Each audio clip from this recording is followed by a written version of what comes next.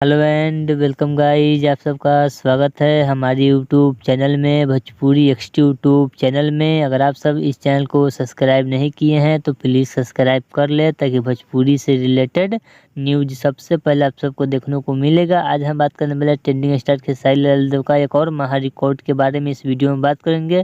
तो वीडियो को पूरा अंत तक देखिएगा। चैनल को सब्सक्राइब नहीं किए हैं, चैनल को सब्सक्राइब कीजिएगा। बात करते हैं ट्रेंडिंग स्टार खेसारी लाल यादव। तो ट्रेंडिंग स्टार खेसारी लाल यादव का और एक और सॉन्ग, जिस सॉन्ग का नाम है पलंग सागवान के सॉन्ग पे 250 मिलियन व्यू पूछ चुका है। बात करते हैं इसको गाए हैं ट्रेंडिंग स्टार खेसारी लाल यादव और इंदु सोनाली। इस वीडियो में नजर आएंगे ट्रेंडिंग स्टार खेसारी लाल यादव और अमरपाली दुबे।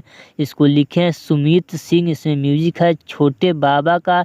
इस सॉन्ग को रिलीज किया गया था SRK म्यूजिक के यूट्यूब चैनल पर। इस सॉन्ग पे कमेंट है 28,000 कमेंट है।